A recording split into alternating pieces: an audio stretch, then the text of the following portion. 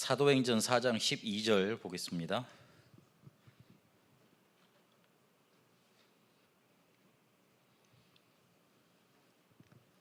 자, 여기서 같이 합독하도록 하겠습니다. 다른 이로서는 구원을 받을 수 없나니 저나 사람 중에 구원을 받을 만한 다른 이름을 우리에게 주신 일이 없음이라 하였더라. 아멘. 우리에게 항상 있어야 될 게 있는데 그게 바로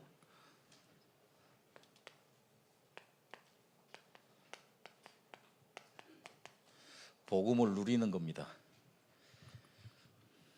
우리가 일을 하기 이전에, 우리가 사명 감당하기 이전에 우리에게 먼저 이 복음 누리는 게 먼저 있어야 됩니다. 이 복음 누림이 있다는 말은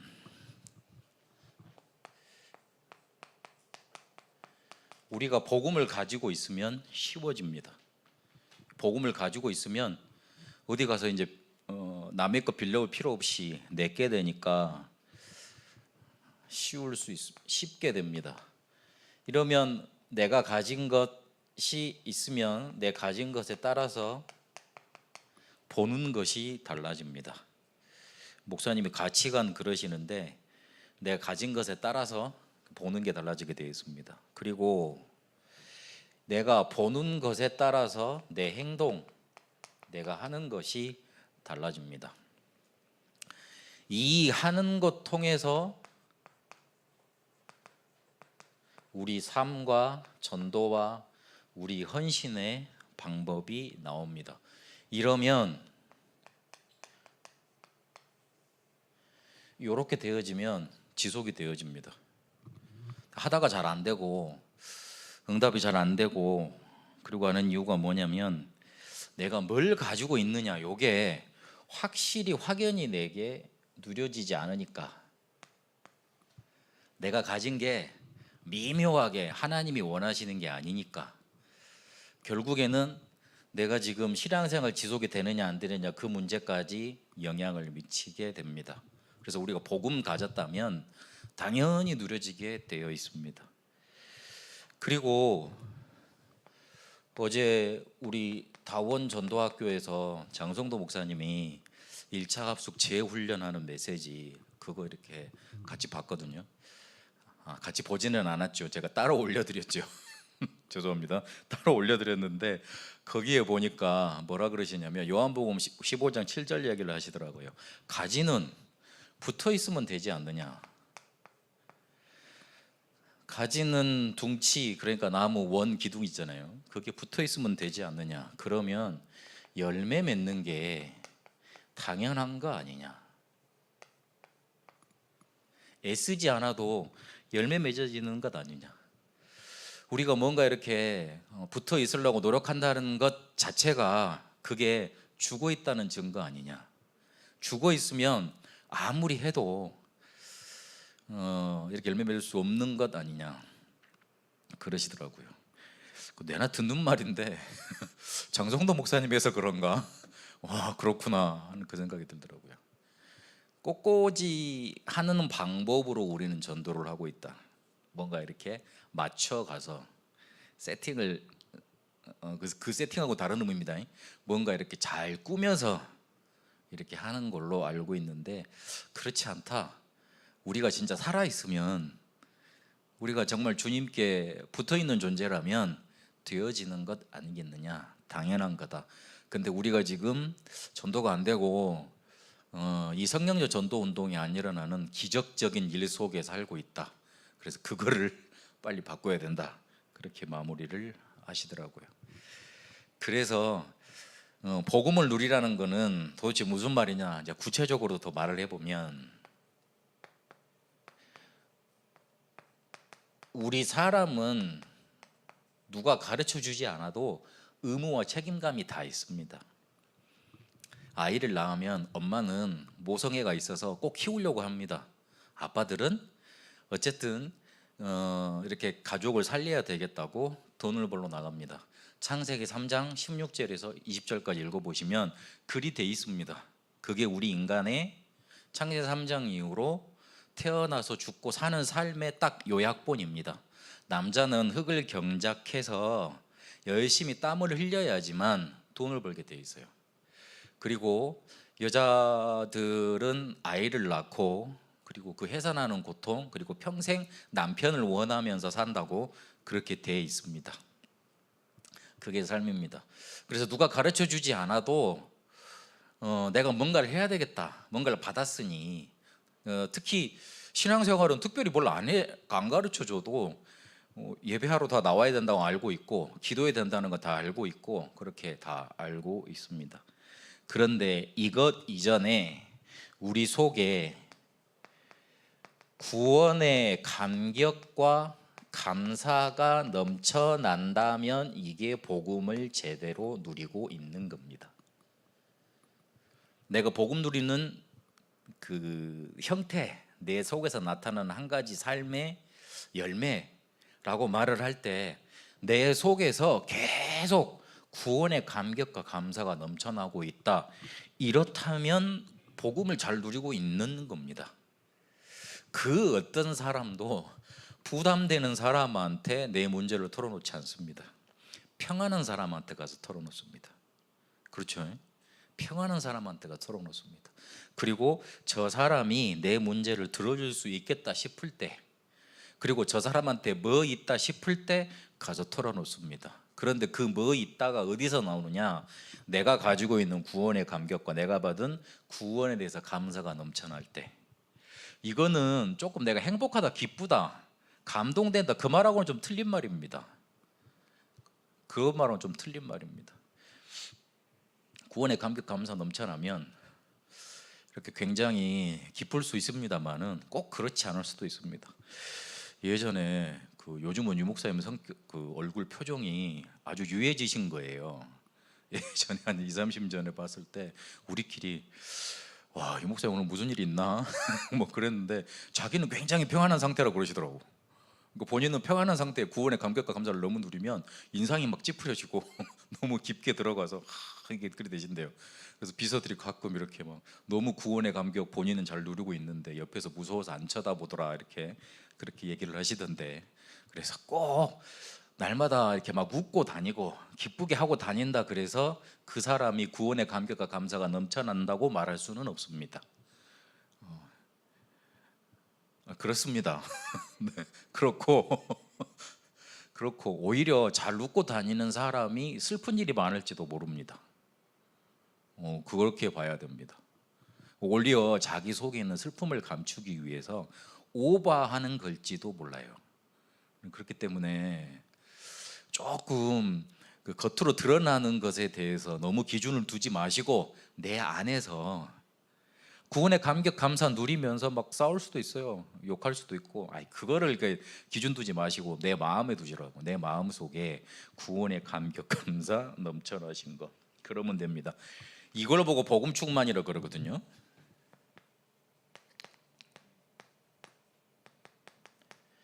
이렇게 복음 충만해지면 하나님이 전도 문을 알아서 여시고 사람을 알아서 갖다 붙이십니다. 그래서 이것만 생각하자, 그래서 오직이라고 합니다. 이것만 생각하시면 돼요. 다른 거, 여러분 혹시 문제를 바꾸고 싶다면 행동을 바꾸지 말고 안부터 바꿔야 돼요. 내가 정말로 내가 살아나고 싶다면 내 안을 살려야 돼요. 내 안을 살리려면 내가 구원받은 하나님의 자녀잖아요. 구원의 감격과 감사, 그거 넘치는 일, 그거 넘치는데 딱 집중하세요. 다른 건 하지 마세요. 딱 그래야 됩니다.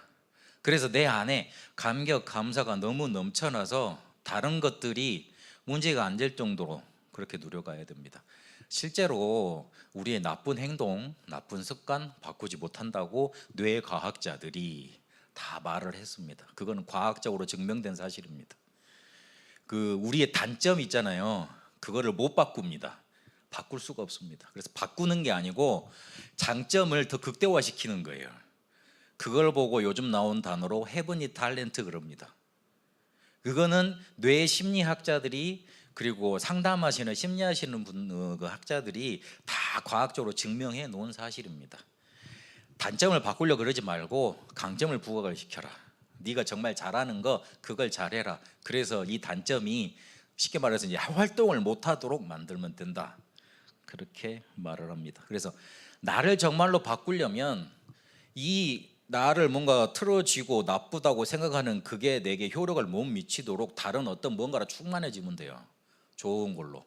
근데 우리는 이미 구원을 받았습니다. 하나님의 자녀입니다. 그래서 구원의 감격 감사 날마다 넘쳐나시면 됩니다. 이게 조금 현실에 적용을 해보면 이제 구원의 감격과 감사가 넘쳐나면 나를 괴롭히는 사람이 조금 귀엽게 보이기 시작합니다. 이제 그러면 복음을 잘 누리고 있는 겁니다. 진아는 뭐 무슨 일 있었니? 그 왜 웃는지는 난 잘 모르겠는데 내가 웃겨서 웃는 거지. 그래서 목사님이 웃기게 생겨서 일단 그렇게 알고 있을게. 사연이 너무 많으면 안 돼. 그때부터. 진아 보다가 똑바로 까먹었네요. 죄송합니다. 그래서 이 복음이 충만해지면 어떻게 나타나면 되느냐? 나를 괴롭히는 사람이 조금 귀엽게 보이기 시작하면 돼요. 예전에는 괴롭히는 사람이 신경질 나잖아요. 남편이 조금 술 먹고 오면 화딱지부터 나고 그러는데 남편들이 없으십니까? 남편들이 다 술 안 드시고 오시는 거 없네. 그래서 남편들이 좀 술 먹고 오면 그때부터 아유 가소롭다 귀엽다 아유 그리 보이시면 됩니다. 여기 충만해지면 그리 보입니다. 일단 내가 내 마음이 번잡하고 막 들끓고 이러면 누가 나한테 좋은 말을 해줘도 신경질부터 난다니까요. 그렇죠. 그리고 귀엽게 보인다는 말은 제가 이렇게 표현을 했습니다만은 조금 말을 더 깊이 들어가 보면 불쌍하게 보인단 말이에요. 그래서 불쌍하게 보인단 말은 무슨 말이죠? 전도 대상자로 보인다는 겁니다. 여러분 혹시 남편이 전도 대상자로 보이면 여러분 복음 잘 누리고 계시는 겁니다. 전도 대상자로 안 보여 원수로 보이지. 안 그럴 줄로 믿습니다. 그래서 전도 대상자로 보여야지. 이 상태가 많이 나온다. 그러면 그 남의 상태를 먼저 보기 이전에 내 상태를 먼저 볼 수 있어야 돼요. 예전에 제가 말씀드렸는지 모르겠는데 미러링 효과라고. 미러링이 핸드폰만 저기 스마트 TV에 이렇게 미러링하는 그런 것만이 아니고 심리학에도 미러링이라고 있습니다. 내가 제일 싫은 사람이 있거든요. 그러면 그게 내 모습이에요. 어떤 사람 이렇게 같이 생활하는 사람들 보면 내 모습 보이잖아요. 특히 자녀들한테 그게 많이 보이거든요. 어쩜 저렇게 아빠를 닮았을까? 아빠를 닮은 게 아니고 나를 닮은 거지. 그거 아닙니까? 그게 싫으니까 열이 올라오는 거예요. 그걸 어려운 말로 미러링 효과 그러는데, 여튼 전도 대상자로 사람들이 다 보이기 시작한다. 복음 잘 누리고 계시는 겁니다. 그러면 그게 안 된다. 나를 돌아봐야 돼요. 나를 고쳐야 돼요. 근데 나를 고치기가 쉽지 않잖아요. 그래서 복음의 감격 감사, 구원의 감격 감사 넘쳐나게 해달라고 오직으로 들어가셔야 됩니다. 결론에도 말씀드리겠습니다만은 그냥 3오늘 연속되면 어느 순간 보면 이게 터집니다. 물고 터지듯이 한번 터져버리잖아요. 계속 터지게 돼 있습니다. 3오늘 우리가 잘못하면 그게 자꾸만 우리에게 뭔가 의무가 되고 우리를 속박하는 것이 될 수 있는데, 정말 우리가 제대로 의미를 가지고 시작하면 우리가 매일 묵상하는 말씀, 기도, 전도 가지고 우리의 모든 것을 살려낼 수 있습니다. 그렇게 될 수 있습니다. 제가 조금 복음 누리니까 하나님이 저 같은 경우에는 치유 쪽으로 많이 이렇게 보게 하시더라고요. 저희 집안이 저희 외갓집도 그렇고 그다음에 친가도 그렇고 무당 집안들이었어요. 보니까 저희 할머니도 저희 아버지가 셋째 아이인 거예요. 그러니까 예전에는 아이 태어나서 빨리 죽지 않습니까? 그런 경우가 많지 않습니까? 그래서 아이 둘을 저희 고모들이죠. 이제 고모 둘을 먼저 놓으셨는데 1살도 안 돼서 이게 먼저 돌아가신 거예요. 그래가지고 셋째 아들을 낳았으니 얼마나 이렇게 두려우셨겠어요. 그래가지고 그 동네 무당한테 입적을 시켰다 그러더라고요. 신하들. 그래가지고 아버지가 말씀을 해주시는데 그 설날 때, 추석 때, 명절 때 아니면 뭐 그런 날 때, 생일 때 중요한 날마다 분명히 엄마 옆에 있는데 할머니 옆에 있는데 그 무당을 동네 무당을 보고 어머니라 그랬대요. 그래야지만 안 죽을 것 같아서 그렇게 살아나셨다 그러더라고요. 그 저희 외갓집도 저희 외할머니의 시어머니죠. 외할머니 시어머니인가 어떻게 되는지 모르겠네. 죄송합니다. 외할머니 시어머니인가 그분이 점쟁이셨대요. 동네에서 점쳐주는 그런 분이셨대요. 그리고 저희 외 할아버지는 동네에서 이렇게 염하고 이렇게 장례식 하면 앞에서 이렇게 선창하시는 분 있지 않습니까? 그 일을 하셨대요. 그것도 좀 신들려야 하거든요. 저희 이모가 정신 문제가 와가지고 그게 다 딸들한테 흘러가지 않습니까? 저희 이모한테 흘러 들어간 거예요. 그래가지고 정신 문제로 한 몇십 년 이제 고생을 하고 계시죠. 그러니까 그런 배경이 있다 보니까 저 같은 경우에는 치유 쪽으로 하나님이 문을 자꾸 열어가시더라고요. 이 얘기는 또 중고등부 예배에서도 했습니다만은 저번 주에 갑자기 목요일 날 기도 수첩을 정리하고 있는데 전화가 한 통 오더라고요. 그래서 안 받으려 그러다가 혹시나 싶어서 받았는데 다짜고짜 저한테 뭐라 그러냐면 목사님 누가요 저한테 귀신이 잘 들리는 몸이라고 하는데 이건 어떤 거예요? 다짜고짜 그러는 거예요. 그래서 귀신이 잘 들리는 몸이요? 그런 게 있어요? 이제 나는 갑자기 첫 마디가 그거였으니까 나도 당황스러워가지고 물었죠. 그래서 뭐 혹시 뭐 누가 신 받으라고 그럽니까? 그러니까 그렇대요. 그래가지고 자기 이야기를 술술 풀어주더라고요. 이 분이 갑자기 결혼을 해서 이제 혼자 집에 있는데 애를 낳고 잘 살고 있는데 자기 몸에서 소리가 들리더래요.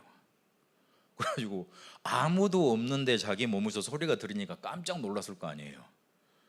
근데 그 소리 들린 것부터가 시작이 아니고 이미 들어와서 충만해져 있는 상태입니다. 그러니까 들리는 겁니다. 우리 영적인 거는 이렇게 우리가 뭔가 갑자기 들려서 이렇게 뭔가 확 나타나는 거 아닙니다. 들어와서 집을 다 짓고 이제 얘를 확 무너뜨리겠다 싶을 때 이게 탁 드러나는 거예요. 그러니까 영적인 거는 우리 안에 뭔가 이렇게 딱 체험돼서 우리를 사로잡을 때 그게 표현되는 거거든요. 그래서 이미 들려 있을 그 당시 들려 있었을 것 같으신데요. 그러니까 그렇다 그러더라고요. 그래가지고 이거를 해결해 보려고 명상, 요가 이런 것들 계속 찾아다녔대요. 그런데요 목사님 그거 찾아다녀 보니까 귀신이 덜 들리게 만들더라고요. 그래서 포기했어요 그러더라고요. 그리고 귀신이 또 어디를 자기도 끌고 다녔대요. 그래서 인천에 어디 목사님을 만나서 안찰기도 그 축사하는 기도 있지 않습니까? 그걸 받도록 시키더래요. 그 목사님한테 가서 여쭤보니까 10번 기도해 주는데 200만 원 내라 그러더래. 헌금 따로 하고 11조 감사헌금 따로 하고. 그 말 듣는데 얼마나 불쌍하든지.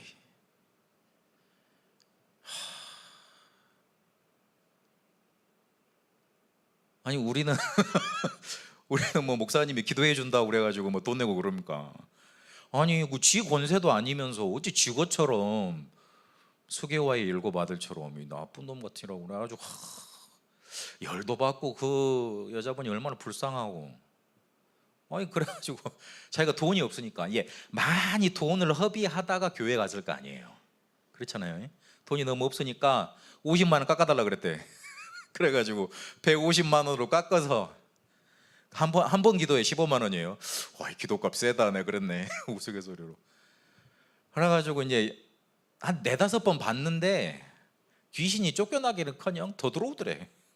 이게 명상하면 요거 뭐 다를 뻔 뭐야. 그래가지고 그만두고 왔대. 그러다가 어쩌다가 제 유튜브를 봤는가 봐요. 제가 알고 보니까 걷다가 연락처를 남겨놨더라고요. 그래서 내가 몰랐는데 남겨놨더라고요. 안 지워지게. 그래서 이제 그걸 보고 이제 전화를 한 거예요. 그래서 이렇게 해라. 복음만 들으시라. 기도하지 말고 매일 아침, 점심, 저녁으로 복음 들어라. 되도록이면 녹취해라. 그거 써라. 계속 돌려들어라. 그것만 들어라. 일단 그랬어요. 또 다음에 전화가 오겠죠. 그럼 또 다음 거 연결시켜 주면 되죠. 다음에는 또 복음 편지 제가 리스트 작성해 놓은 게 있습니다. 그 복음 편지 1가부터 10가까지 쭉 한 그거 유 목사님이 강의해 놓은 거 한 40개에서 45개 메시지 됩니다. 그거 리스트 있거든요. 그거 전달해 줄 겁니다. 요거 가지고 계속 기도해라. 나 안 찾아와도 된다. 기도하지 마라. 요것만 들어라. 그러면 된다. 더 안타까운 건 결혼해서 남편, 딸 둘 있는데 딸 둘 다 그런지 혼자만 하나만 그런지 모르겠는데 딸 중에 정신병이 걸려가지고 약 먹고 학교를 못 간대요.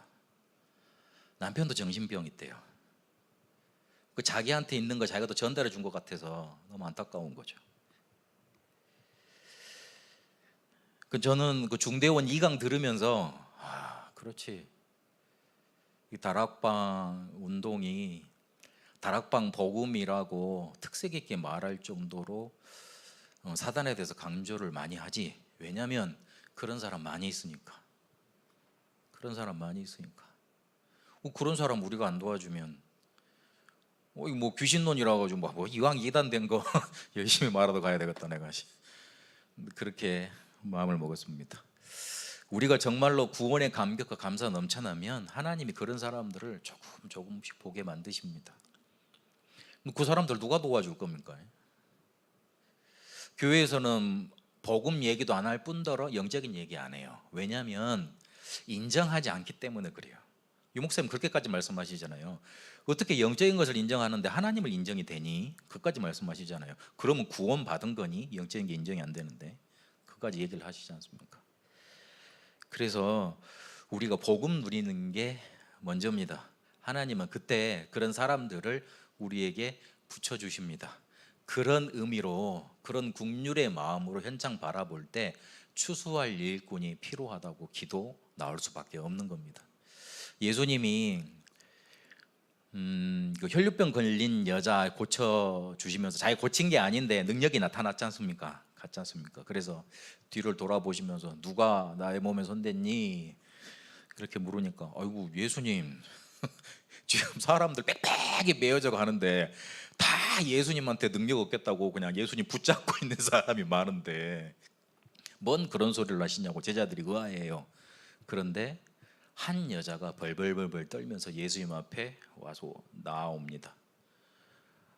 딸아, 내 믿음이 너를 구원하였다. 내 병에서 놓여 건강할지어다. 평안할지어다. 그렇게 예수님 말씀하십니다. 예수님이 그렇게 치유 사역 하시면서 아프고 병들고 힘들 자들 어려운 자들 다 돌아보시면서 마태복음 9장의 결론처럼 하시는 말씀이 추수할 곡식은 많은데 이미 휘어져 있는데 추수할 일꾼이 없구나. 그래서 그 추수할 일꾼을 아버지께 기도해서 달라고 기도해야 된다. 그렇게 결론을 내리셨습니다. 여러분 복음 누리다가 그렇게 예수님의 마음으로 현장 바라보는 응답부터 누리게 되시길 바랍니다. 의외로 많습니다. 의외로 조금만 도와주면 살아날 사람들이 많습니다. 그래서 오늘은 요 눈을 가지고 우리가 가진 복음을 새신자한테 전달해 줘야 됩니다. 만나는 사람한테 전달해 줘야 됩니다. 새가족이 왜 이 복음 누림을 가진 상태에서 복음을 전달해 줘야 되냐면 거의 기독교를 종교로 알고 있기 때문에 그렇습니다. 그래서 저번 주에는 고통이 해결이 됐다. 당신 문제가 창세기 3장 문제에서 왔기 때문에 창세기 3장에서 왔기 때문에 그리스도께서 해결하셨지 않냐. 그러면 그 그리스도를 붙잡고 그리스도께서 나를 이끌어 가시는 대로 살아가는 것이다. 그리고 세 번째로 만나서는 우리가 받은 이 복음이 종교가 아니다. 그것 강조해 줘야 됩니다. 그래서 본론 첫 번째에 보시면 복음이 아닌 게 있습니다.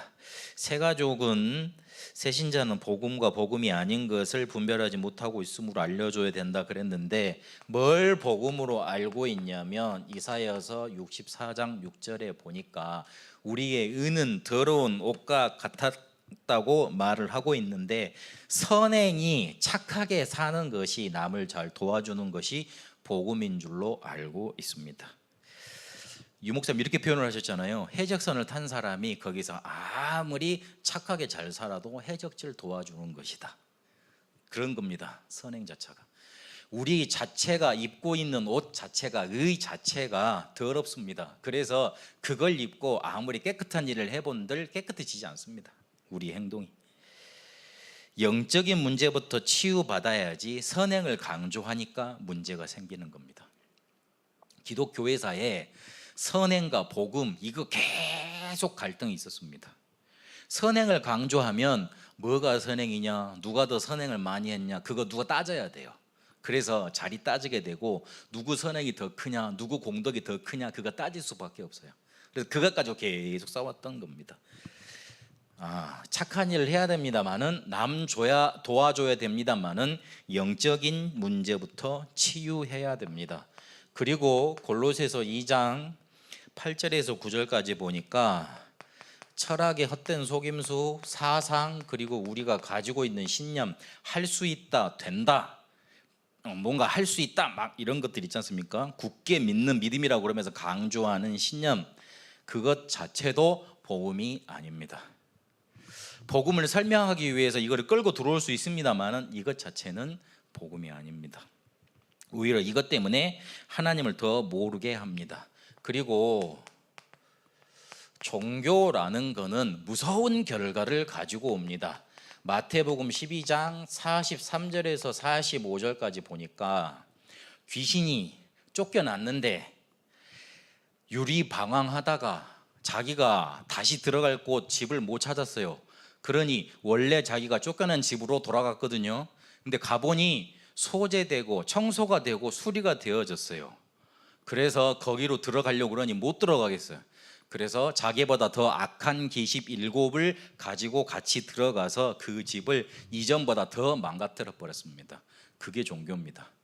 우리의 마음을 비고 어떤 뭔가 이렇게 종교적 원리나 진리 가지고 우리의 마음을 억누르고 깨끗이 한다고 말을 하지만 그것 자체가 이 영적인 문제, 영적인 존재를 이길 수 있는 길은 못 됩니다. 오히려 더 받아들이는 그 문을 활짝 열어놓는 통로가 돼버립니다. 기독교는 그런 종교 아닙니다.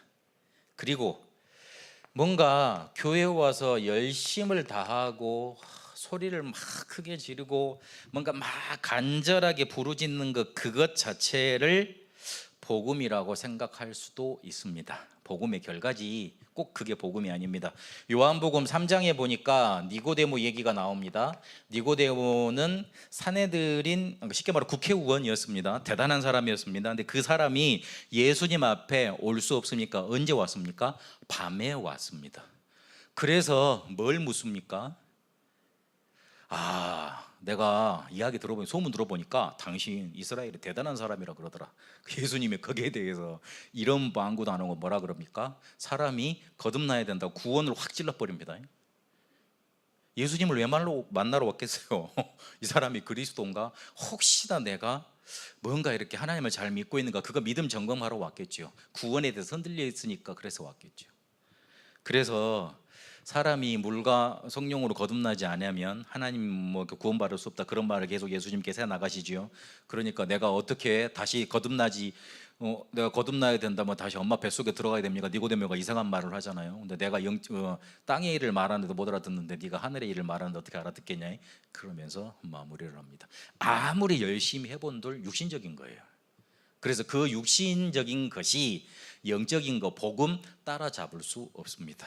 그래서 이게 복음 아닙니다. 확실히 알고 계셔야 됩니다. 그리고 더 중요한 건 이것 가지고는 뭐가 해결이 안 되느냐, 우리의 원죄, 우리가 짓지 않은 죄, 창세기 3장에 시작된 그 원죄, 6장에 네피림에 장악된 죄, 11장에 멸망당할 수밖에 없는 죄 해결할 수 없습니다. 그런 원리, 그런 교리 좀 하나 있으면 좋겠어요. 교회에 와서 예수 믿었으면, 영접했으면 교회에 와서 몇 시간 예배를 잘 들어야 된다, 일주일에 몇 시간 예배를 잘 들어야 된다, 그리고 목사님 말을 잘 들어야 된다, 헌금을 어느 정도 해야 된다, 그래야지만 너희들이 구원의 축복을 받을 수 있다, 이런 강제적인 조항도 조금 있으면 좋겠어요. 그런데 그걸 하나도 두지 않으셨어요. 혹시나 그거를 또 구원의 기준이라고 오해할까 봐. 우리가 아무리 그래 본들 우리에게 들어와 있는 원죄 문제, 창세기 3장 문제 해결 안 됩니다. 그래서 요 부분에 대해서 정말 진실되게 우리 속에 깨달아져 있어야 되고, 그 상태에서 누려지고 전달돼야 됩니다. 안 돼요, 도저히. 저도 조금 청소년 때부터 열심, 특심이라고 이렇게 칭찬받았을 때가 있었습니다. 뭐 지금은 아니지만 옛날에 그럴 때가 있었습니다. 그런데 아무래도 안 돼요. 해도 안 되더라고요. 그러니까 갈수록 내 기대치는 이렇게 높았는데 응답은 없으니까 더 떨어지더라고요. 차라리 하지나 말걸, 이 생각이 들더라니까요. 오히려 열심히 하라고 부추기는 거는 그 사람한테 연자 목돌 있잖아요. 그거 매해서 그냥 그냥 던져둔 거예요. 그 바리새인 보고 그랬지 않습니까? 니들이 천국 문의 앞에 서서 가로막고 니들도 안 들어가고 오는 사람들은 더 니들보다 배나 더 지옥 자식이 되게 하는도다, 그렇게 만드는 겁니다. 그래서 복음 우리가 제대로 알고 제대로 전달해야 됩니다. 그 밑에 표 보시면 요거는 많이 보셨을 겁니다. 종교는 사람에게서 출발하고 사람이 찾아가고 노력해야 되고 뭔가 법칙이 있습니다. 그러나 복음은 하나님께로 출발이 되어졌고, 그리고 하나님이 우리에게 찾아오신 거고, 믿음만 요구하시고 또 생명으로 모든 것이 되어지는 겁니다. 그래서 참 복음의 시작은 에베소서 2장 8절에 있는 것처럼 은혜입니다. 우리가 믿어야지만 구원받을 수 있지만 그 믿음을 주신 시작점, 출발점이 어디냐면 구원받은 동기가 뭐냐면 은혜입니다. 그 은혜로 말미암아, 그리고 믿음이라는 것으로 구원의 수단을 삼으셨습니다. 믿음도 쉽게 말하면 하나님이 은혜 주셔서 생긴 믿음이에요. 우리가 믿는다고 해서 내가 하나님을 믿겠습니다, 잘 바라보겠습니다 해서 되는 게 아니고, 하나님이 우리에게 주셔야지만 우리에게 생겨나는 겁니다. 그래서 이거를 뭐라고 표현을 했냐면 선물이라고 그랬습니다. 선물이라는 말은 받는 사람이 내가 이거 받고 싶다고 주장하는 게 아니죠. 그리고 대가가 없는 거죠. 그리고 주는 사람이 마음대로 주는 거고, 주는 사람이 있다는 말이고, 그렇게 우리한테 은혜가 선물로 주어진 겁니다. 그리고 이 출발점이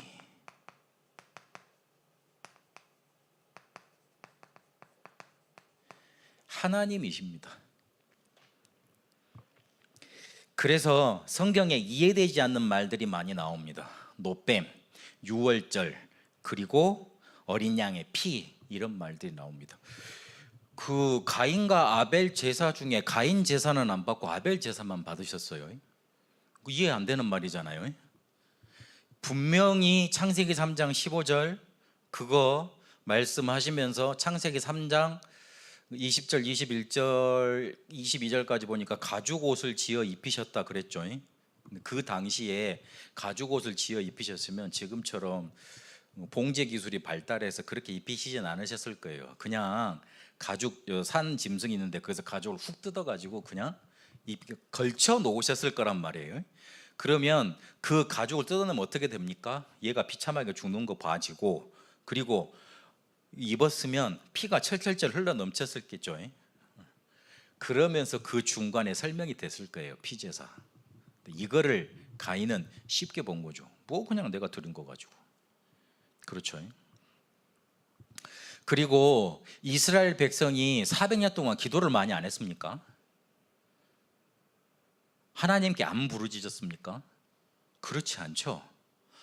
그 애통함이 하나님께 상달되었다고 출애굽기 1장에 보면 나옵니다. 1장, 2장에 보면 그런 말이 나옵니다. 너무나 애통하고 원통하고 힘들어서 하나님께 우리 좀 살려달라고, 우리는 이런 민족이 아니지 않냐고 하나님께 애달리고 애원하고 또 붙들었습니다. 그런데 빠져나오지를 못했어요. 그런데 희한하게요, 모세가 출애굽기 3장 18절에 희생제사 피제사 그거 하나 붙들었는데 이스라엘 백성을 그 10가지 기적을 통해서 애굽을 완전히 멸망으로 이끌어버리고 자기들은 구원받아서 나옵니다. 그것도 애굽 백성한테 은금 폐물 다 받아서 가지고 나옵니다. 양의 피발밖에 더 있습니까? 그렇게 400년 동안 간절히 기도했던 것 때문에 응답받은 게 아닙니다. 그 한날 양의 피 바른 것 그거 하나였습니다. 그걸로 끝나버렸습니다. 노뱀, 여러분 그 노뱀 이렇게 대단히 큰 구조물 아닙니다. 그냥 장대에다 못으로 이렇게 뱀 이렇게 만들어 가지고 올려놓은 거예요. 잘 보시면. 그런데 그 당시 인구가 200만 정도 됐다고 그럽니다. 200만이면 저 대구 인구 정도 된대요. 그러면 그 대구 여러분 가보시면 알겠지만 굉장히 큰 도시입니다. 그러면 거기서 우리 남산타워나 같은 거 돼야지 그 크게 그래 저게 노뱀이구나 그렇게 보이지, 안 그러겠습니까? 그런데 이 사람들이 노뱀을 쳐다보면 다 살리라 모세 그 말을 듣고 노뱀이 있는 쪽으로 얼굴만 돌렸는데도 살아났습니다. 에이 그렇게 했어? 안 돌린 사람들은 죽었습니다. 이해될 수 없는 말이잖아요. 하나님이 구원하시겠다고, 우리의 문제를 완전히 해결하시겠다고, 그렇게 너희에게 메시아 그리스도가 오실 것이라고 약속으로 보여주신 거였습니다. 그거 붙잡는 자는 살아났습니다. 그거 깨달은 사람은 로마를 복음화했습니다. 세계를 복음화했습니다. 그게 복음입니다. 기적인 것은 그 복음이 나에게도 왔다는 사실이에요. 그 기적 같은 복음이 거쳐 흘러 내 인생에도 찾아왔다는 사실입니다. 그게 복음입니다. 감사하지 않을 이유가 없죠. 뭔가 이렇게 감격하지 않을 이유가 없다니까요. 그래서 하나님은 이 구원의 참된 가치를 깨달은 사람, 그 사람들을 붙들고 인도하셨습니다. 마태복음 16장 17절에서 19절까지 보니까 주는 그리스도시요 살아계신 하나님의 아들이십니다. 이 고백을 한 베드로에게 너 반석이다. 내가 내 교회를 너 위에 그 반석 위에 세우겠다. 그리고 음부의 권세가 이기지 못하도록 하겠다. 그리고 천국 열쇠를 너에게 주겠다. 사용해라. 그렇게 말씀하십니다. 요한복음 5장 24절에 보니까 사망에서 생명으로 이미 옮겼다, 끝났다, 그렇게 말씀하고 계십니다. 구원이 그런 겁니다. 저주받아야 되는데, 재앙받아야 되는데 아무리 착하고 깨끗하고 열심을 다했어도 원죄 해결 못한 그것 때문에 우리는 멸망받고 지옥 가야 되는데 그거 단번에 해결하신 겁니다. 우리가 있는 자리는 생명의 자리인 겁니다. 베드로전서 3장 18절에 보니까 의로우신 분이 우리 죄를 위해서 단번에 죽으심으로 우리의 죄를 단번에 해결했다고 그렇게 말씀하고 계십니다. 나는 죄인이라서 우리 내 문제 해결할 수 없는데 의인 되신 그리스도께서, 참 의인이신 그리스도께서 내 죄를 대신 담당하시고 단번에 십자가에서 내 모든 문제 끝내신 겁니다. 이렇게 복음의 구체적인 내용들이 종교가 아니다, 그 포인트로 전달이 돼야 됩니다. 틀렸다고 쉽게 말해서 이제 강의하는 식으로 가르치면 이 사람 기분 나쁘겠죠. 그렇죠. 내가 복음이 너무 좋다. 내가 복음을 이렇게 알고 있었다. 그런데 내가 그때는 응답이 없었는데 복음을 누리고 보니 복음 이런 거더라. 그러면 전하는 나도 은혜되고 듣는 사람도 행복합니다. 근데 야, 이리 와봐. 네 지금 복음 제대로 알고 있는 거 아니야? 복음이 이런 거야. 그러면 일단 반발심부터 나겠죠. 그래서 이 이야기를 했습니다. 처음에 내 속에 이 복음이 너무나 넘치고 좋고 행복하고, 그래서 우리 엄마 별로 돈도 없는 것 같고 맨날 아빠랑 싸우는 것 같고 그러는데 이상하네. 그거 보면 돼요. 애들이 지지고 볶고 사는 거 다 똑같잖아요. 저도 가끔 이렇게 너무 이렇게 오늘 메시지 듣다 보니까 탐심은 우상이라 그랬는데 좀 이렇게 탐심이 올라올 때 차올라올 때 있거든요. 제가 또 만년필을 좋아해요. 그래가지고 만년필이 좀 비싸거든요. 그래가지고 돈 모아서 이렇게 맡겨서 사볼까 막 그런 탐심이 막 있어가지고 막 주여 회개를 합니다만 어쨌든 안 눌러지는 때가 있거든요. 그래가지고 질렀다가 우리 집사람한테 욕 먹고 나도 또 회개하고 또 막 이러고 그러는데 그런데 근데 나만 그런 줄 알았다니만. 가보면 다 목사님들 보면 다들 홀리하게 사시는 게 아니더라고. 좀 다른 목사님들 욕하는 게 되는데 죄송합니다. 비슷하더라고요. 제가 목사니까 목사님들 욕을 했습니다만은. 그런데 우리 아빠 엄마 보니까 절대 물러서지 않고 뭔가 복음 누리는 뭔가 있구나 전달되게 돼 있습니다. 저는 유 목사님 2016년도 첫 원단 기도회 때 그 말씀이 제일 마음에 남아 있습니다. 우리의 아이들은, 우리의 후대들은 우리의 뒤를 보고 배운다. 우리의 뒤를 보고 배운다. 여러분이 여기서 힘들다고 주저앉아 버리면 애들은 그걸 배울 것이다. 여러분이 믿음 붙잡고 언약의 길을 간다면 그걸 보고 배울 것이다. 여러분 복음 그렇게 누려지게 되시길 바랍니다. 그래서 다른 사람들한테서 뭐 복음 안 배울 정도로 우리 자녀들이 어디 가서 특별훈련 안 받아도 좋은 학교 안 가도 뭐 우리 엄마 보면 복음 완전히 누리는 모델인데 우리 선생님들 보니까 완전 복음으로 충만한 사람들인데 그러면 다 끝날 수 있도록 그런 응답 받게 되시길 바랍니다. 그래서 이 복음을 이제 계속 누려가기 위해서 복음의 맛을 계속 체험되는 여정 가게 되시길 바랍니다. 복음은 우리가 계속 봤듯이 에베소서 2장 8절에서 10절까지 보니까 은혜로 주신 거 아닙니까? 그래서 은혜로 주신 것이 맞기 때문에 은혜로 주신 게 맞다면 기도해 보면 이게 복음의 맛을 알 수 있고 체험할 수 있습니다. 이번 주간에 렘넌트들한테 말씀하셨던 거 5분 기도 그거면 됩니다. 얼마나 복음의 능력이 크기 때문에 5분만 기도도 된다고 그러십니까? 대단한 거예요. 근데 우리가 그 대단한 걸 가지고 많이 놓치고 살고 있다는데 많이 아쉬움이 크죠. 그래서 5분 기도면 된다 그러셨습니다. 이게 계속 발전해 간다 그러셨고, 이거는 우리 1월 달에 청소년 수련회 했을 때 첫 서두에 강하게 말씀하신 말씀이기도 합니다.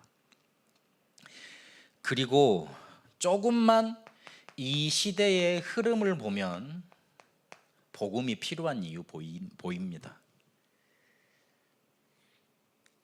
중대원 우리 강의 들으면서 19세기 인류학자 한 사람이 종의 기원이 나면서부터 빙의 되는 문제가 더 커졌다. 그 말 저는 너무 이렇게 쉽게 들리질 않더라고요.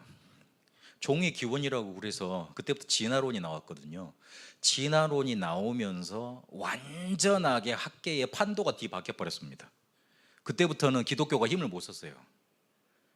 그때부터는 완전히 창조 질서를 진화론 자체로 뒤집어 풀 수 있는 논리였거든요.